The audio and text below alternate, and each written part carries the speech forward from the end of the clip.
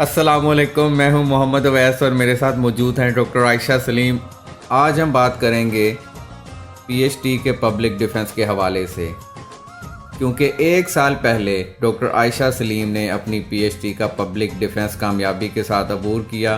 तो उनसे पूछेंगे कि उनका ये सफ़र कैसा रहा और इस सफ़र के बाद जब आप पीएचडी डिसर्टेशन को डिफेंड करते हैं उसमें क्या फीलिंग्स होती हैं, एक्साइटमेंट, एंजाइटी, और वो तैयारी उन्होंने किस तरह की, क्योंकि ये एक प्रेजेंटेशन होती है जो आपने पब्लिक के सामने कंडक्ट करनी होती है। तो इसको उन्होंने कैसे किया, आई साइट ना होने के बावजूद वो इस तमाम प्रोसेस से कामयाबी से निकली।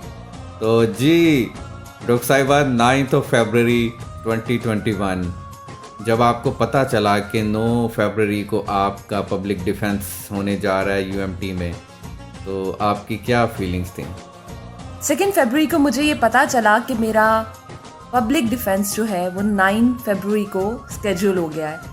तो उस वक्त तो था कि बस जल्दी आ जाए वो दिन और हो जाए, लेकिन जैसे जैसे दिन करीब आते गए बहुत प्रेशर बढ़ता गया, बहुत एंजाइटी बढ़ती गई, और ये खौफ कि अगर मैं अच्छी तरह से प्रेजेंटेशन ना दे पाई तो क्या होगा। बेसिकली उसकी एक वजह थी। एक तो ये होता है कि ज़ाहिर सी बात है, पब्लिक के सामने आपने अपनी रिसर्च को प्रेजेंट करना है, आपसे क्वेश्चन आंसर होने, आपने उन क्वेश्चन आंसर्स को अच्छे तरीके से रिस्पॉन्ड करना है। But at the same time since I was visually impaired, तो मैं पीपीटी को यानी पावर पॉइंट प्रेजेंटेशन को देख कर पढ़ नहीं सकती थी। तो मुझे अपनी सारी स्लाइड्स को बाय हार्ट लर्न करना पड़ा, क्योंकि मैं देख नहीं सकती। इसलिए मुझे अपनी फ्लुएंसी को मेंटेन करने के लिए और अपनी प्रेजेंटेशन को बेहतरीन बनाने के लिए उसे अच्छी तरह से याद करना पड़ा, ताकि वो ऑर्गेनाइज्ड हो और हर चीज़ एक के बाद दूसरी चीज़ जो है वो स्टेप बाय स्टेप आए। और वो मैंने इस कदर अच्छी तरह से याद किया कि एक स्लाइड पे जितना कंटेंट था वो जैसे ख़त्म होता था तो मैं खुद ही कह देती थी नेक्स्ट स्लाइड। अच्छा, देखने वाले बताते हैं कि 61 स्लाइड्स थी आपकी प्रेजेंटेशन में, और आप 61 स्लाइड्स में हार्डली शायद एक जगह पे आपने फंबल किया और आपको बताया गया कि नेक्स्ट लाइन क्या है। तो आपने इतनी ज़्यादा स्लाइड्स को इतनी परफेक्शन के साथ किस तरह प्रेजेंट किया? जैसे मुझे पता था कि मैं देख नहीं सकती, तो मैंने अपनी रिकॉल एबिलिटी पे रिलाई करना था उस दिन। तो मैं 23 जनवरी से ये प्रैक्टिस कर रही थी, और इस तरह से प्रैक्टिस कर रही थी कि 5-6 स्लाइड्स याद की और उसको देन रिपीट किया। अच्छा, जब मैं 25 स्लाइड्स तक पहुंच गई तो मैं फर्स्ट स्लाइड से 25 तक रिवाइज करती थी, और दिन में कई दफ़ा करती थी। और रात को जब मुझे जाग हो जाती थी तो तब भी मैं मोबाइल पे पावर पॉइंट की प्रेजेंटेशन को बार बार पढ़ती थी, ताकि मुझे इतना अच्छा याद हो, इतना अच्छा मैं प्रेजेंट करूँ।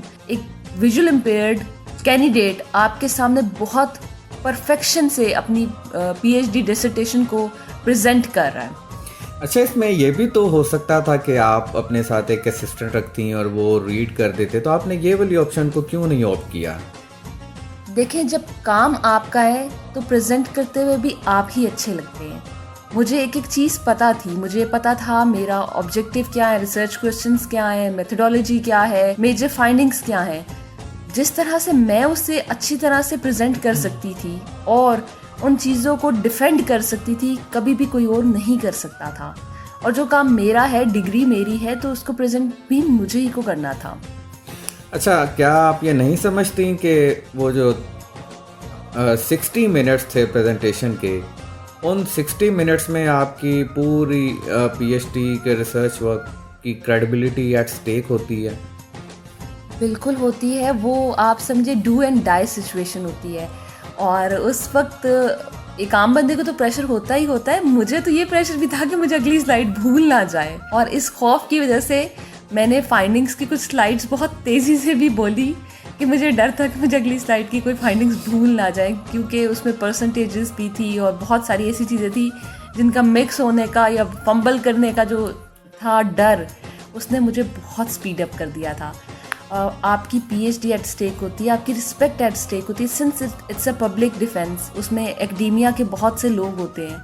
अगर आपने अपने आप को या अपनी रिसर्च को अच्छे से प्रेजेंट नहीं किया तो सारी ज़िंदगी वो ताना आपके साथ रहता है कि फ़लाने की पब्लिक डिफेंस में बहुत बेइज्जती हुई थी, फ़लाने ने अपनी रिसर्च को अच्छा डिफेंड नहीं किया, फ़लाने की रिसर्च में कुछ वर्थ वाइल था ही नहीं। तो ये सारे वो प्रेशर्स थे जिसकी वजह से आपको ऐसा लगता है कि आप पुलिस रात पे से गुजर रहे हैं। अच्छा, मेरा ख्याल है कि अगर आपने काम खुद किया हो तो डिफेंड करना बहुत आसान हो जाता है। आप क्या कहती हैं? बिल्कुल ऐसा ही है, जब आपने काम खुद किया हो तो उसको डिफेंड करना इतना मुश्किल नहीं होता। लेकिन बस यही है ना कि आपके सामने एकेडेमिया के एक्सपर्ट्स बैठे हुए हैं और वो आपसे बड़े डिफरेंट पर्सपेक्टिव से क्वेश्चंस कर रहे होते हैं जिनके लिए आप मेंटली अटेम्प्ट तैयार नहीं होते।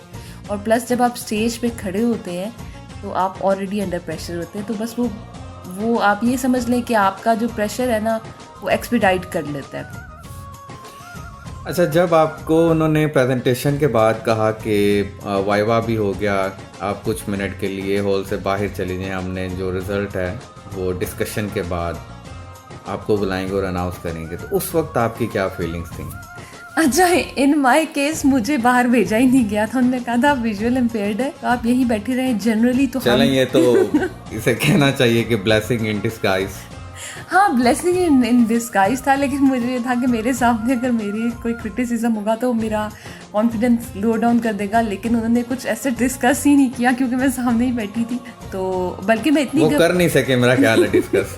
हालांकि आप बाहर जा सकती थी, कोई मसला नहीं था इतना। हाँ, दरवाज़ा सामने ही था, दरवाज़ा भी पास था, मेरे पास गाइड भी अवेलेबल था। लेकिन उन्होंने भी कुछ ख्याल किया और मैं इतनी कंफ्यूज थी कि मैंने अपनी चेयर जो थी ना खुद उठा के साइड पे रखी कि इन्होंने अभी जो अनाउंसमेंट है वो करनी है स्टेज के आगे खड़े होकर। अच्छा, ये बताइए कि जब पब्लिक डिफेंस हो गया, उन्होंने अनाउंस कर दिया कि now you can use the title of doctor of philosophy with your name, तो उसके बाद आपकी क्या फीलिंग्स थी?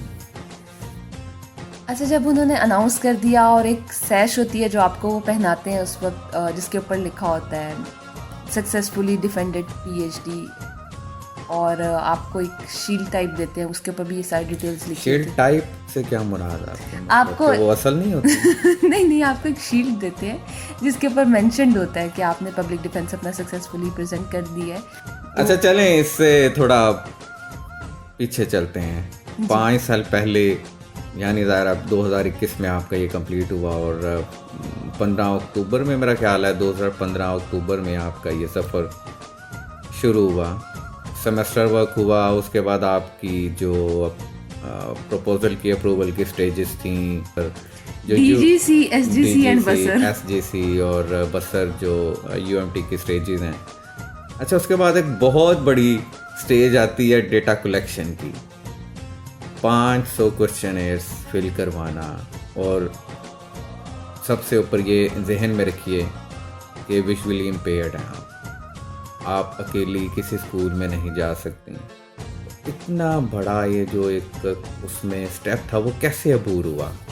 जब 500 क्वेश्चनर फिल कराने की बात हुई तो मुझे लगा कि बड़ा मुश्किल और बड़ा मेहनत तलब काम होगा। इसके लिए मैंने अपने साथ 2, 3, 4 लोग लगाए जो मेरे साथ जा रहे थे डिफरेंट स्कूल्स में। हम एक एरिया को कवर कर रहे थे। इन 2 वीक्स हमने सिर्फ 80 क्वेश्चनर्स फिल कराए थे। देन डी ऑफिस अवैस गए और वहाँ से हमें पता चला कि एलिमेंट्री स्कूल टीचर्स की एक ट्रेनिंग हो रही है कायदे आज़म एकेडमी की तरफ से। देन हमने परमिशन लेके उन स्कूल्स को विज़िट किया और एक एक स्कूल में हमें 100 का डाटा मिल गया। And that was mind blowing, जिसे आप कहते हैं कि अल्लाह की तरफ से ख़ास मदद आई थी। अदरवाइज़ मुझे शायद क्वांटिटेटिव क्वेश्चनर्स को फिल कराने में, पूरे लाहौर को कवर करने में 4-5 महीने आराम से लग जाते हैं। अच्छा, इस डेटा कलेक्शन में आप क्या समझती हैं कि कौन से ऐसे लोग थे जिन्होंने बहुत ही कलीदी किरदार अदा किया? डाटा कलेक्शन में जिन लोगों ने बहुत ज़्यादा मेरी हेल्प की, उसमें सबसे पहले तो अवैस आपने की, दूसरा आपके फ्रेंड अली जॉन, उन्होंने तो मैदान ही मार लिया ना। जिस तरह से उन्होंने जाके लोगों को कन्वे किया ये कि ये कितना ज़रूरी है और आप हमारी हेल्प करें। और मेरी एक स्टूडेंट थी खतीजा, उन्होंने डाटा कलेक्शन में हेल्प की। मारिया सुहेल, उन्होंने डाटा एंट्री की। मिर्ज़ा एहसान के बारे में आप क्या समझती हैं, उन्होंने कितनी हेल्प की?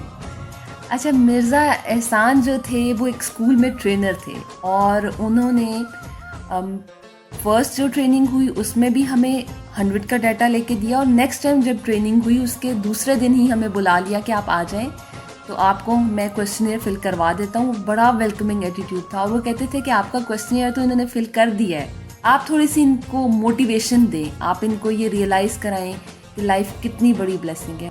उन्होंने हमें बहुत इनकरेज किया और हमारे थ्रू बहुत से लोगों तक वो इनकरेजमेंट गई। चलें अब हम बात करते हैं डॉक्टर यार मोहम्मद, आपके प्रिंसिपल सुपरवाइज़र, और डॉक्टर साजिद जो आपके को सुपरवाइज़र थे। मैं ये समझता हूँ कि सुपरविज़न एक आम स्टूडेंट की भी बहुत मुश्किल होती है, लेकिन एक स्पेशल स्टूडेंट के साथ डील करना, उसकी स्पेशल नीड्स को समझना और उसको इस तरह फीडबैक देना कि वो उसे अपने स्पेशल स्क्रीन रीडर सॉफ्टवेयर के साथ रीड भी कर सके और सुपरवाइज़र्स को अपना काम दोबारा से चेक करने के लिए भिजवा सके। तो सुपरवाइज़र्स का क्या रोल था, उन्होंने आपको किस तरह इस तमाम प्रोसेस में गाइड किया? मुझे ऐसा लगता है कि मेरी पीएचडी रिसर्च कभी हो ही ना सकती अगर डॉक्टर यार मोहम्मद की सुपरविजन और डॉक्टर साजिद मसूद की सुपरविजन ना होती। डॉक्टर यार मोहम्मद जैसे ही यूनिवर्सिटी में आए, उनका एक कोर्स था हमारे साथ, प्रपोजल डेवलपमेंट। तो उस कोर्स की फर्स्ट क्लास जैसे मैंने ली, आई डोंट नो व्हाई मेरी एक गट फीलिंग थी, he will prove to be an ideal and the most competent supervisor. तो मैंने उन्हें ईमेल की कि मैं आपसे मिलना चाहती हूँ। मैंने उन्हें रिक्वेस्ट की कि सर मैं आपकी अंडर सुपरविजन काम करना चाहती हूँ। उन्होंने कहा बेटा मेरा कोई एक्सपीरियंस नहीं है विजुअल इम्पेयर्ड को थीसिस कराने का, तो मुझे कोई प्रॉब्लम नहीं है, I am ready to take you. आपने बस मुझे बताना है कि मैंने आपको गाइड कैसे करना है। तो द वेरी नेक्स्ट डे मैंने एक ईमेल की, मुझे अलाउ कर दिया गया डॉक्टर यार के साथ काम करना। स्टार्टिंग में डॉक्टर यार मोहम्मद अकेले काम करा रहे थे क्योंकि हमने फिनोमेनोलॉजी से स्टार्ट किया था, प्योर क्वालिटेटिव रिसर्च से। एसजीसी में मुझे रिकमेंड किया गया कि आप इसको मिक्स मेथड स्टडी करें और कॉन्ट प्लस कॉल यानी sequential explanatory research design use करें। तो तब डॉक्टर यार ने डॉक्टर साजिद को एज को सुपरवाइज़र रिकमेंड किया मुझे कि वो क्वान्टिटेटिव रिसर्च में एक्सपर्ट हैं, तो हम उनको एज को सुपरवाइज़र ले लेते हैं सो दैट आपको क्वालिटेटिव और क्वांटिटेटिव दोनों में एक्सपर्टीज़ मिले। मैं ये कह सकती हूँ कि इन दोनों सुपरवाइज़र्स ने अपनी द बेस्ट सुपरविजन प्रोवाइड की मुझे टाइम दिया, मुझे गाइड किया। इवन अगर कभी मैं डीमोटिवेटेड होती थी तो डॉक्टर यार मेरे दुख भी सुनते होते थे और कहते थे अब आयशा आप रिलैक्स होगी, नाउ स्टार्ट वर्किंग। तो इतना कोऑपरेटिव, इतना अकोमोडेटिंग सुपरवाइज़र मैंने पाकिस्तान में देखा ही नहीं है। अच्छा, प्लस वो मैसेज करेंगे तो वो कहते थे जब you listen this message please call मी। तो वो उनका level of accommodation, understanding, cooperation, that is beyond words to explain. Exemplary. He was more than, I think, a supervisor. He was more like a father, a mentor, a role model. बिल्कुल ऐसा ही है। बल्कि मुझे लगता है मैं तो अल्फाज में बता ही नहीं सकती जितना कॉन्फिडेंस, जितनी एक्सपर्टीज रिसर्च में उन्होंने मेरी डेवलप की और जिस तरह से उन्होंने मुझे लिखना सिखाया। अगर मैं आज अपना फर्स्ट जो ड्राफ्ट है प्रपोजल का उठा के पढूं, मुझे खुद भी उसमें से इतनी मिस्टेक्स मिलेंगी। और जिस तरह से उन्होंने मुझे सिखाया एक एक पैराग्राफ को स्टार्ट कैसे करना है, पैराग्राफ को एंड अप कैसे करना है, हर चीज़ की प्रैक्टिस की, हर चीज़ पे बार बार फीडबैक दिया, ये बहुत कम सुपरवाइजर्स करते हैं। पाकिस्तान में तो सुपरवाइजर यूजुअली काम आपका पूरी तरह देखते नहीं है और जब आपका पूरा थीसिस आपको लगता है आपने बना लिया तो उसके बाद उसको पूरा उधेड़ के आपको पकड़ा देते हैं कि ये लो अब इसको ठीक करो। नहीं, ज़्यादातर ये भी नहीं करते। चलें जी, ये तो बड़ा अच्छा लगा आपका पूरा ये जो जर्नी है इसे देख के। मेरा ख्याल है कि ये जो आपकी पूरी जर्नी है, it is an example for our youngsters, not only for visually impaired person but for overall our community के ज़िंदगी में कोई भी चीज़ नामुमकिन नहीं होती। अगर आप एफर्ट करें, अगर आपकी विल है तो आप हर चीज़ अचीव कर सकते हैं। अगर आप करना चाहते हैं तो अल्लाह मदद भेजता है, अल्लाह आपके साथ लोग लगा देता है। मैं कभी भी नहीं भूल सकती कि जब मेरा कोर्स वक्त था तो मेरे फादर क्लास ख़त्म होने से आधा पौना घंटा पहले आके बैठ जाते थे कि मेरी बेटी जब बाहर निकले तो मैं अवेलेबल हूँ, उसको कोई प्रॉब्लम ना हो। मेरे पेरेंट्स की सपोर्ट, स्पेशली अवैस आपकी सपोर्ट, जितना आपने मेरे दुख सुने हैं इस सारे टाइम में। और क्योंकि शुरू में मैं घबरा जाती थी जब फीडबैक आता था सुपरविज़न के ऊपर और ढेर सारी गलतियाँ होती थी, तो एक वो जो डिप्रेशन का फेज़ होता था, रोने का एक फेज़ होता था, उसमें आपने मुझे बहुत बूस्टअप किया। अदरवाइज़ शायद मैं बहुत जल्दी गिव अप कर देती। और एक चीज़ जो मेरे अपने अंदर थी कि मैं सीखना चाहती थी, मैं लगी रहती थी।